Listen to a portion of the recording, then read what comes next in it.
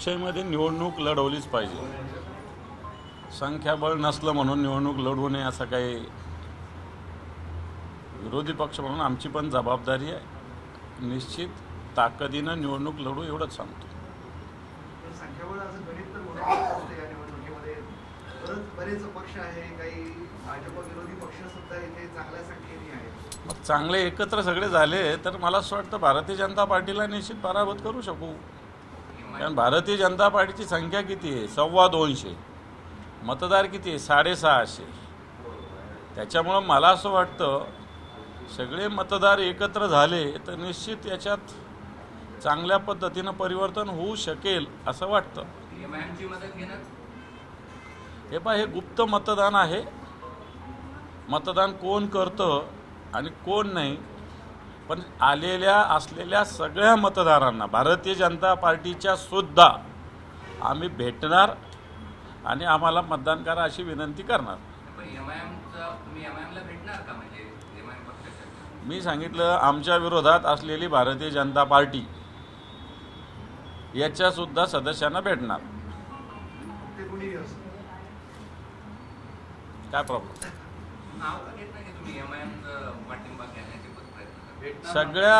मी सगळ्या मतदारांना म्हटलेलं आहे. एकही मतदार आम्ही सोडणार नाही की ज्याला आम्ही भेटणार नाही. जागा वाटप झालं, भाजपला 11, त्या दुसऱ्या शिवसेनेला 4 आणि एनसीपीला 2. म्हणजे भाजपचं पारडं जड आहे. भाजप इतर पक्षांसोबत दुजाभाव करताय असं स्पष्ट होतं. बिलकुल. ज्या जागा शिंदे गटाला मागच्या वेळेस होत्या किंवा आम्ही एकत्रित असताना शिवसेना म्हणून लढलेले होतो त्यासुद्धा जागा त्यांना मिळवता आले नाही. त्यातलं उदाहरण संभाजीनगर आहे.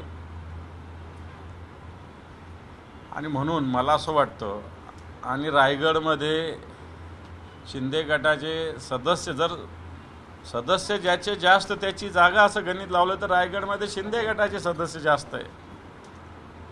मग तिथे राष्ट्रवादीला जागा कशी सुटली हा एक प्रश्न आहे. बरोबर का नाही? भारतीय जनता पार्टी सदस्यावर बोलते. परभणीमध्ये अजितदादांच्या पक्षाचे जास्त लोक आहे तर तिथेही शिंदे गट लढतोय. याचाच अर्थ मला असं वाटतं की सोयीचं राजकारण करते. आणि भारतीय जनता पार्टी मी आधीच म्हटलेलं आहे की मोठा मासा छोट्या मासाला गिळत असतो.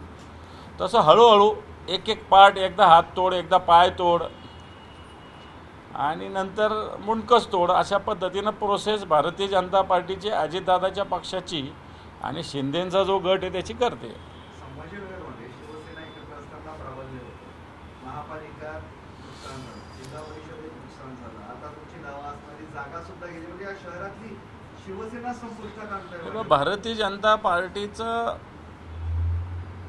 टार्गेटच ते की शिवसेनाच संपली पाहिजे. कारण शिवसेनाच त्यांना दुश्मन वाटते, विरोधक नाही दुश्मन वाटते शिवसेनाच भारतीय जनता पार्टीला. हे प्रूव्ह होतं आहे.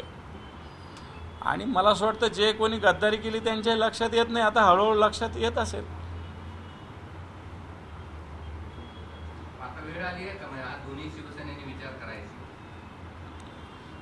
मी तर परवाच कुठेतरी बोललो की जुन्या शिवसैनिकांना याची खंत वाटतेच ना की भारतीय जनता पार्टी काय करते की आत्तापर्यंत इथल्या जागा शिवसेनेनेच लढत आलेल्या आहे. म्हणजे मला असं वाटतं तनवानी 2दा लढले, जेथलिया लढले, मी लढलो. मागच्या 25-30 वर्षात तरी शिवसेनाच ही जागा लढत आलेली आहे. भारतीय जनता पार्टी ही जागा कधीच लढली नाही. भारतीय जनता पार्टीनं प्रयत्न केला होता. एकदा तर भारतीय जनता पार्टीनं युती असताना राष्ट्रवादी काँग्रेसला मतदान केलं होतं. सुभाष झांबड ज्यावेळेस होते, पण त्यावेळेस तनवानी निवडून आले होते. त्यावेळेस भारतीय जनता पार्टी तर अशा पद्धतीनं राजकारण आधीपासून करत आलेलीच आहे. असं आहे की दोनही शिवसेना एकत्र येण्याची ही वेळ आहे का? नाहीतर दोन्ही संपून जातील अशा प्रकारची स्थिती निर्माण झाली? हे पण आता शिंदेंचा गट संपवायला तर भारतीय जनता पार्टी ते काम करते. जी बाळासाहेबांच्या विचार आणि उद्धवजीच्या नेतृत्वाखाली शिवसेना हिला कोणी संपवू शकत नाही.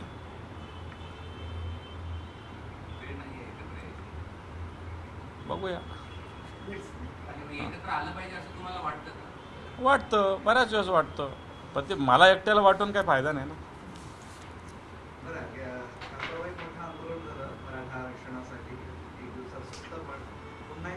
चर्चा, काय मिळालं काय नाही मिळालं, सरकारने पुन्हा फसवलं, असं सगळं सुरू आहे. तुम्ही कसं बघताय असं? हे बघ, सरकार तर वारंवार फसवणूक करते आणि जे उपोषण होतं त्याच्यातली काही मागणी चुकीची नव्हती की जे सरकार म्हणतं की 55 लाख नोंदी आहे, या 55 लाख नोंदी समोर आल्या पाहिजे. म्हणजे ज्या नोंदी आल्यानंतर त्यांचे जे कोणी नातेवाईक असतील, मुलं असतील, नातू असतील, पंतू असतील, यांना प्रमाणपत्र मिळणं सुरळीत होईल. तर सरकारने हे करायचं कबूल केलेलं आहे. आता वाट तर पाहावं लागेल ना. शिवाजी कोण होता या पुस्तकाच्या बनावट प्रती ज्या बाजारात आलेल्या दादोजी कोंडदेव गुरु असल्याचं या पुस्तकात म्हटलंय. पानसरे कुटुंबियांनी मात्र या पुस्तकावर तीव्र आक्षेप घेतले. मला असं वाटतं आता या सगळ्या गोष्टी पुस्तकात बनावटगिरी होऊ लागलेली आहे. या राज्यात कशा कशात बोगसगिरी होईल सांगता येत नाही. आता शिवाजी कोण होता या पुस्तकामध्ये सुरू झाली. मला वाटतं ही आश्चर्याचीच बाब आहे. भाजपच्या त्या यादीमध्ये 4 उमेदवार आयात केलेले 5 काय सांगता? 5 4 नाही 5. नाही, पण हे आता मराठवाड्यातले जे दिसतात मला, एक राष्ट्रवादीचे, एक काँग्रेसचे, दुसरं काँग्रेसचे, परभणीला कोण आहे मला समजा भाजपचं नाही आहे, पण हे तिन्ही मराठवाडले तरी बाहेरचेच आलेले उमेदवार आहे. सुप्रिया सुळे यांची गावी अरुण लखन यांनी भाजपकडून उमेदवारी दिली. आयारामवरच चालतंय. मग भारतीय जनता पार्टी कोणत्या? भारतीय जनता पार्टीचे मूळ लोक कुठे आहेत याच्यात? सगळेच लोक मेजॉरिटीनं जर बघितली यादी तर एकही बेसिक भारतीय जनता पार्टीच्या कार्यकर्ता नाही आहे, एकही नाही आहे. साहेब, सुप्रिया सुळे यांची गावी अरुण लखन यांना भाजपकडून उमेदवारी देण्यात आली. मी काय करणार त्याला? त्यांचं ते त्या पक्षाच्या विचाराचे असतील तर उमेदवारी मिळाली असेल.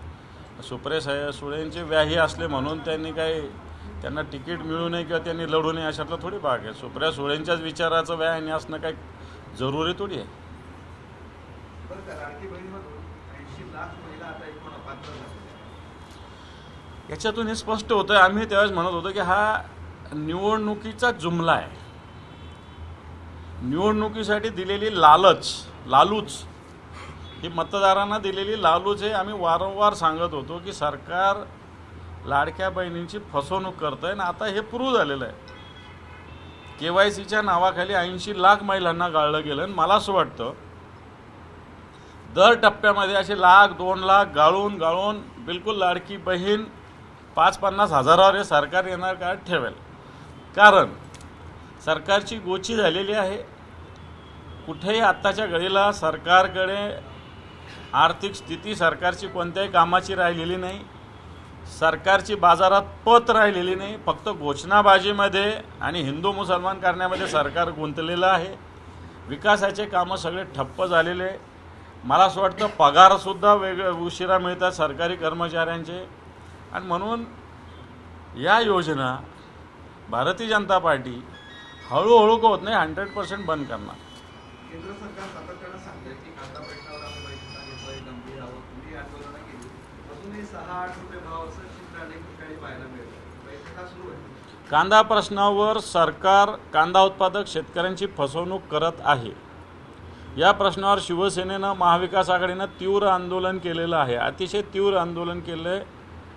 सगळ्या पद्धतीची आंदोलनं उभी केलेली आहेत. ह्या आंदोलनानंतर सरकारने सांगितलं होतं की आम्ही केंद्र सरकारशी बोलू. 27 तारखेला अशी बैठक अमित शहा सहकार विभागाचे मंत्री आहेत त्यांच्याशी राज्यातल्या मंत्र्यांची, मुख्यमंत्र्यांची झालेली आहे. परंतु अजूनही कांदा उत्पादक शेतकऱ्यांना कोणताही न्याय मिळालेला नाही. सगळ्यात आधी भाव जो 1500 दिलेला आहे तो चुकीचा आहे. कारण याच्याच आधी सरकारने 2023ला 2400 रुपयाचा भाव दिला होता आणि आता 2026ला अशा पद्धतीनं 1500चा भाव देणं चुकीचा आहे. तो 3000पर्यंत जाण्याची आवश्यकता आहे. कारण कांद्याला आत्ताच्या घडीला उत्पादन कांद्याचं घ्यायचं तर पर क्विंटल जवळपास 1900 ते 2000 रुपये खर्च येत असताना 1100, 1200, 1500 काही होत नाही. आपण 3000 भावाचा एक. दुसरी गोष्ट, नाफेड आणि NTCच्या मार्फतची खरेदी होणार आहे ती फक्त 2 लाख टन सरकारने जाहीर केलेली आहे. आत्ताच्या घडीला या कांदा उत्पादक शेतकरी 130 ते 140 लाख टन उत्पादन आपल्याकडे असताना फक्त 2 लाख टन म्हणजे 1% 1.25% कांदा आपण खरेदी करणार. दुसरी गोष्ट, नाफेड आणि NTC ही ज्या पद्धतीने डायरेक्ट शेतकऱ्यांच्या बाजारात जाऊन खरेदी करावं ही सुद्धा मागणी आम्ही केलेली आहे. आणि म्हणून या सगळ्या विषयाकडे सरकारचं पूर्णपणे दुर्लक्ष आहे. कांदा उत्पादक शेतकऱ्यांना 3,000 रुपये मिळाले पाहिजे. ज्या शेतकऱ्यांनी कांदा विकला, कोणाचा 50 पैसे गेला, कोणाचा 25 पैसे गेला, कोणाचा रुपया गेला, कोणाचा ₹1.5 गेला, यांनासुद्धा 1,500 रुपये अनुदान दिलं पाहिजे. ही सुद्धा मागणी आम्ही केलेली. सरकार या मागणीकडे पूर्ण दुर्लक्ष करतं. चंद्रपूर आणि गडचिरोली जिल्ह्यातील काँग्रेसच्या नॉर्थ ईस्टच्या नगरसेवक बोलतात विजय वडेट्टीवार यांनी अतिशय खालच्या पद्धतीवर टीका केली. त्याच्याबद्दल काय चूक आहे टीका करायला? निवडून एकीकडे यायचं आणि दुसऱ्याबरोबर पळून जायचं, याच्यावर टीका नाही करायची का? यांना तो जोडे मारले पाहिजे. नुसती टीकाने काय होणार आहे? हे भेटले तर यांना जोडे मारले पाहिजे. बरं, डिझेल पेट्रोलनंतर आता व्यावसायिक गॅस सुद्धा 43-47 रुपयांनी झालं का तुम्ही? हा विषय संपला. महागाई, गॅस पुन्हा वाढलं. तरी आजचे दिन आहे आपल्याला असं समजायला काही हरकत नाही. मुख्यमंत्री पंतप्रधान रोज जाहीर करतंय की डिझेल पुरेसं आपल्याकडे उपलब्ध आहे, सगळ्या वस्तू पुरेशा आहे. माझ्या गाडीमध्ये 3 दिवसानं डिझेल नाही आहे. हां, 3 दिवसानं या शहरातल्या 10 पेट्रोल पंपाला माझ्या ऑफिसून फोन गेला, डिझेल उपलब्ध नाही.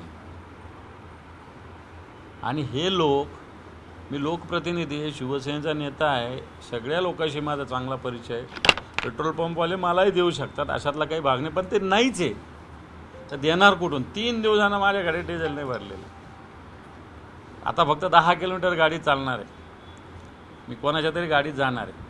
मग ही स्थिती जर असेल तर सर्वसामान्य माणसाची काय असेल हा प्रश्न मीच आपल्यामार्फत विचारतो. त्यामुळे सरकार खोटारडं आहे, सरकार खोटं बोलतं आहे.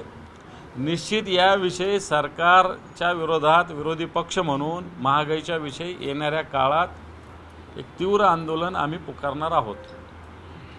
संजय राऊत असं म्हणतात की मोदींच्या विकासाचा मुद्दा मला सांगा, मला पटला तर मी भाजपात जाईल. बरोबर आहे. मी जे बोललो तेच आहे. मी जे आत्ता बोललो तेच आहे. कोणत्या गोष्टी झाल्या ह्या दाखवाव्या. ज्या मोदींनी 12 वर्षात आधी सांगितलेले आहे, रुपयाचं अवमूल्यन यांच्या काळात जास्त झालं, महागाई यांच्या काळात जास्त झालं, शेतकऱ्याच्या आत्महत्या यांच्या काळात जास्त झाल्या. खाण्याच्या तेलाचा डब्बा 3,000 रुपयाला झाला आता. तर रायगडच्या विधान परिषदचा तिढा सुटला असेल, पालकमंत्री पदाचा तिढा काय मिळाला? सोडतील ते, काही ना काही देवघेव करतील ते. मला वाटतं जागा वाटप महत्त्वाचं होतं, ते झालेलं आहे. त्यांचं असेल, आमचं असेल.